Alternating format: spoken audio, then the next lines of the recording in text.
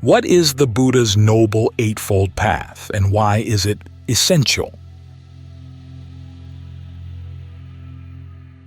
The Noble Eightfold Path forms the framework for all the Buddha's teachings.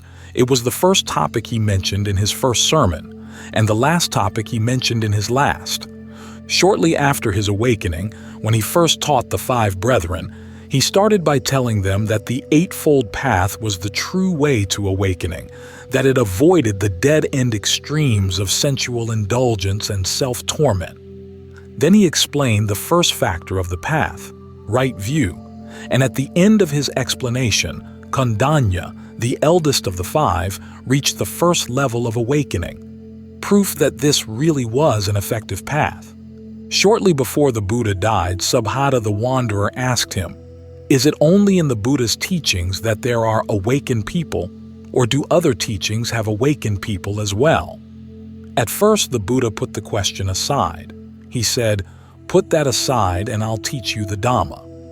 But then after teaching the Dhamma, he went on to say that only in teachings where the 8 factors of the Noble Path are taught will you find awakened people. And only in the Buddha's teaching are all 8 factors taught.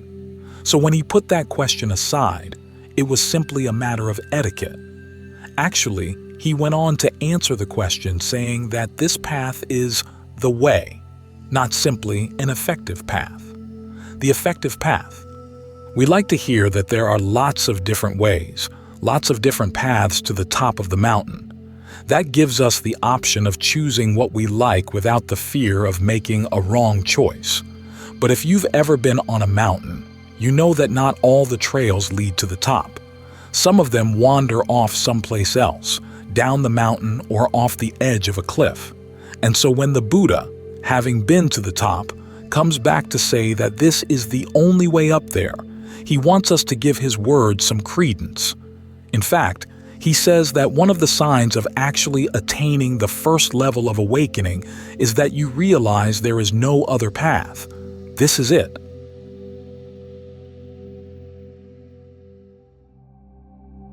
What is the strategic purpose of the Noble Eightfold Path? So look at the factors. The first 2 are right view and right resolve. These come under the heading of discernment. There's also right speech, right action, and right livelihood. These come under the heading of virtue. And then right effort, right mindfulness, and right concentration. These come under the heading of concentration. It's important to remember that each of these factors is a part of a path. It's meant to go someplace. Its purpose is strategic. We don't practice the path for the sake of arriving at right view or any of the other factors. We use right view as a factor in the path to take ourselves to release. Or it might be better to say that we arrive at release, because a lot of ourselves doesn't get taken to release. It's going to get left behind as unnecessary baggage along the way. Right view starts with conviction in the principle of action, that your actions come from your choices, and they do make a difference. That by acting on skillful intentions, you're going to meet with pleasant results.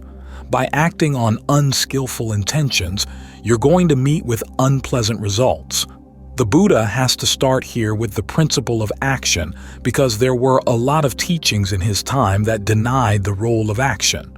Some said that actions were illusory and didn't really exist. Others said that actions may exist, but they don't really have an effect on anything. Another school of thought said that whatever you do is already predetermined, so you really have no choice. If you're looking for a path of practice that leads to the end of suffering, you can't adopt any of those views because they make the whole idea of a path meaningless. The whole idea that your efforts could bring about an end of suffering would become meaningless. So the Buddha never approved of the teaching that things were totally predetermined by the past.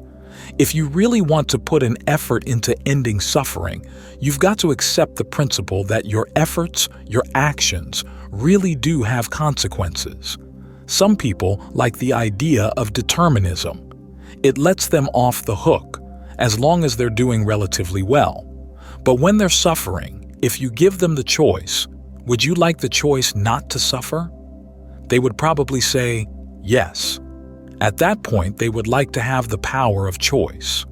The important point is that the simple power of choice is not enough. You've got to develop skills to go along with it. That's what the next level of right view is about. Seeing things in terms of four noble truths: stress, its cause, its cessation, and the path to its cessation, and developing the skills appropriate to each. Stress is to be comprehended, its cause abandoned, its cessation realized, and the path to its cessation developed. This means that all the factors of the path are skills you need to develop to bring about the goal you've set for yourself.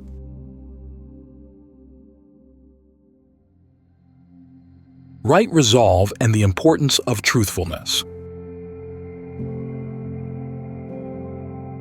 Next, after right view, comes right resolve. You realize that unskillful actions are going to cause trouble, so you resolve not to get tied up in thoughts of sensuality, ill will, or harmfulness, because you know these thoughts, if you foster them, are going to take you down the path to suffering. Then you look at your actual actions. This is where right speech, right action, and right livelihood come in. To what extent do your words, your deeds, and your livelihood actually cause harm to other people? To what extent do they cause harm to yourself? The Buddha has you use this reflection as a way of developing honesty. For him, the prime virtue is the virtue of truthfulness. If you can't admit to yourself that the things you say or do are causing harm, or the way you gain your livelihood is causing harm, there are going to be huge blind spots in your mind. So, these factors of the path force the quality of honesty on you. If you want to follow the path, if you want to reach the end of suffering, you have to look very honestly at how you're living your life and make changes in cases where you're causing trouble. All these factors working together make it easier to meditate. Notice that effort, mindfulness, and concentration all come under the last heading of the path, the heading of concentration. The Buddha never talked about mindfulness as one kind of practice and concentration as something else. Recently, I was reading an author who said that because mindfulness and concentration are two different factors in the path, they must be radically different. Otherwise, the Buddha wouldn't have divided them into two different factors. The problem is that the author made them so different as to be antithetical. Mindfulness was an open, accepting, non-reactive state of mind, whereas concentration was narrow and willful. It's hard to see how the two could go together. In fact, he said that the practice of right mindfulness on the one hand and right effort and right concentration on the other hand are two separate paths, giving you a sixfold path and a sevenfold path to choose from. But that's not how the Buddha taught them.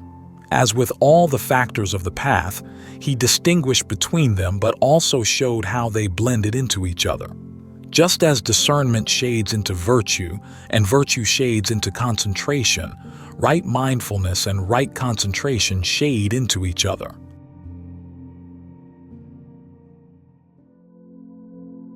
How do right actions and honesty shape the path to end suffering? To begin with, they're both part of a single heading, concentration. And as the Buddha described the relationship between them, the four establishings of mindfulness are the themes of concentration. These establishings are not just objects, they're sets of activities. You're ardent, alert, and mindful, focused on the body in and of itself, or feelings or mind or mental qualities in and of themselves, putting aside greed and distress with reference to the world. That's the practice of right mindfulness. Included within that practice is right effort, the quality of ardency, in which you generate desire, focus your intent, and stay persistent in trying to prevent unskillful qualities from arising or to abandon unskillful qualities that have arisen, to give rise to skillful qualities, and then to maintain skillful qualities once they've arisen. That's how right effort gets folded into right mindfulness. Right mindfulness then gets folded into right concentration when the mind is able to stay with this set of activities until it settles down, abandoning all unskillful mental qualities, all thoughts of sensuality. Sensuality here doesn't mean the objects of your desire. It means your desire or obsession for the desires themselves. That's a problem in the mind. We really like fantasizing about sensual pleasures, and it can set the mind on fire. But if you're mindful enough to abandon that kind of obsession, the mind can calm down and settle into strong states of concentration, where you really do stay focused just on the topic of your object of mindfulness, the activity of mindfulness. Say that you're focused on the breath, working with the breath in various ways to make it a good place to stay. You can really get absorbed in that. This takes you all the way through the 4 levels of jhana, which constitute right concentration. Those are the factors of the path, the main frame for what we're doing here. So when you look at your life and look at your mind, to what extent is it actually on the path, and to what extent are you allowing it to wander off into the brush? What qualities need to be developed? What qualities need to be abandoned? This is part of what the Buddha calls the customs of the noble ones, which are the values of the noble ones, that you learn how to delight in abandoning whatever you have to abandon, and to delight in developing whatever needs to be developed. The path involves a fair amount of abandoning. Right resolve involves abandoning unskillful thoughts. Right speech, right action, right livelihood, and right effort all involve abandoning unskillful activities, unskillful mind states. Right mindfulness involves abandoning greed and distress with reference to the world. The things you need to develop tend to be right view and right concentration, along with whatever skillful qualities you can manage, particularly the ones that help you to see where you're causing stress and suffering and help to stop causing them. All too often we're thinking about other things. We have other issues, and that right there is ignorance. Ignorance isn't just a matter of not knowing things. You know things, but you're looking at them in the wrong way with the wrong priorities. And because your priorities are wrong, they make you do the wrong things. You've got to develop the Buddha's sense of priorities. The big problem in life is that you're causing suffering even though you don't want to. All too often, you're causing suffering in areas that you would rather deny. That's why the quality of honesty and truthfulness is so important, so that you can look squarely at your actual actions and their actual results. That way you learn to be sensitive to whatever stress you're creating. This is one of the reasons why we need to get the mind into concentration, so that our sensitivity as to what counts as stress gets heightened. Things you used to accept as normal, you begin to realize, this really is a burden on the mind. Sensing that burden, sensing that it's not necessary, that's how you begin to gain some freedom. How you pay true respect to the Buddha. The Buddha once said that of the factors of the path, right concentration is the main one, and the others are its accessories. Right concentration is the one we have to work at the most, to get the mind to stay with its one object, to learn not only the techniques of how to do this, but also the sense of values to remind you of why this really is important. Without this skill, you miss everything else. You can know about all the other factors of the path, you can read all about right view, but you can miss the whole point.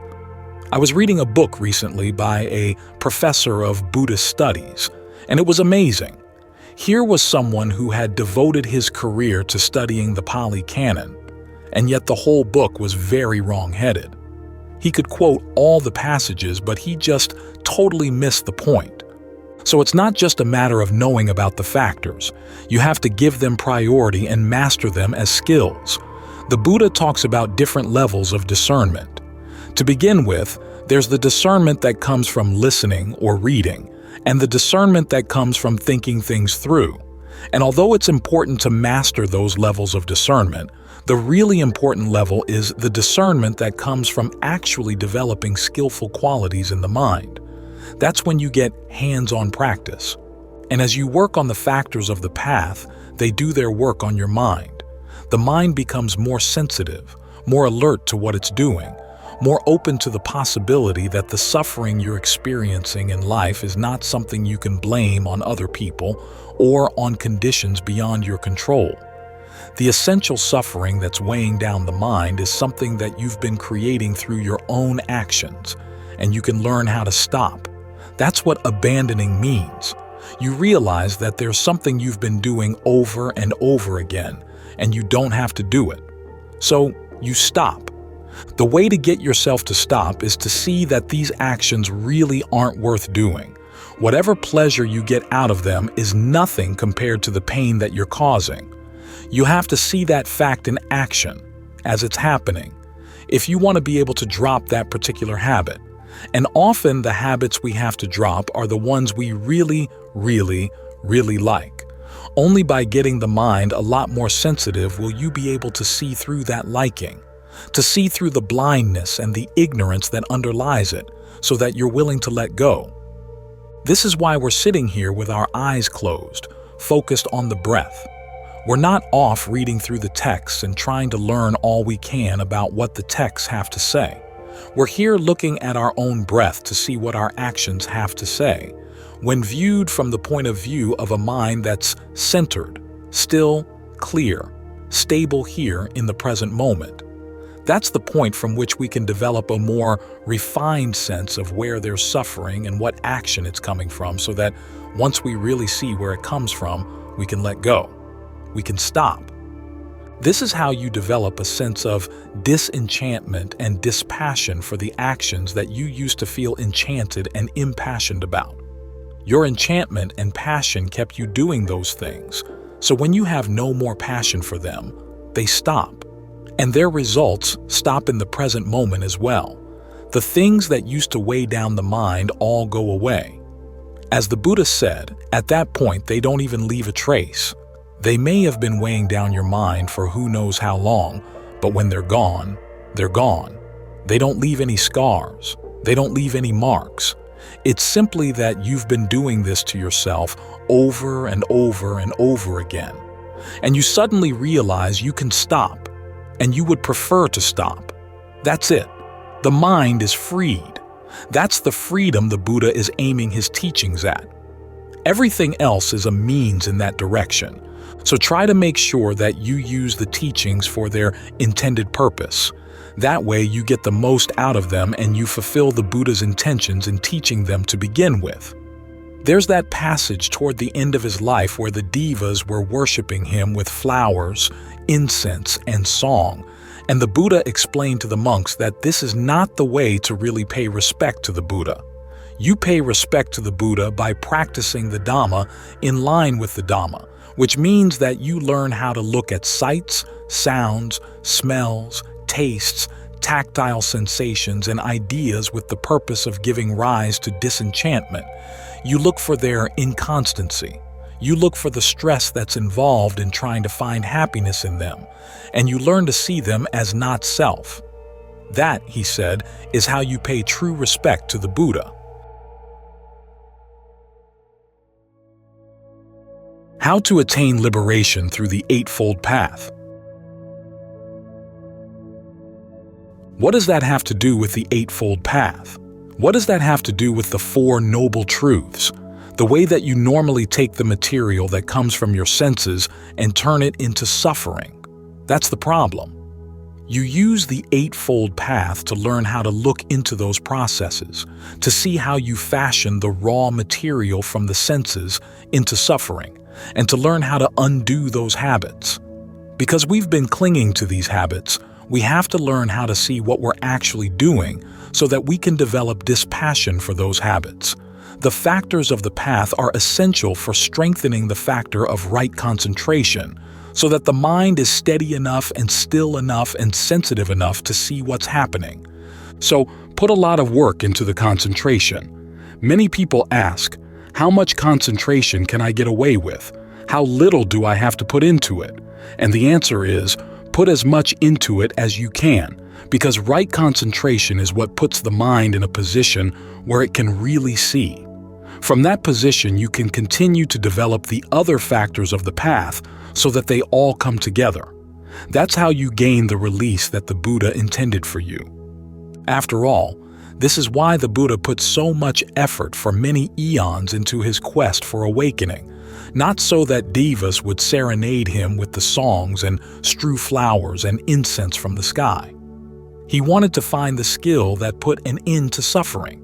He wanted to be able to share it with others in such a way that they would actually feel inspired to put it to use and gain the same results. That was what inspired him through all those eons. So try to use that thought to inspire yourself as well.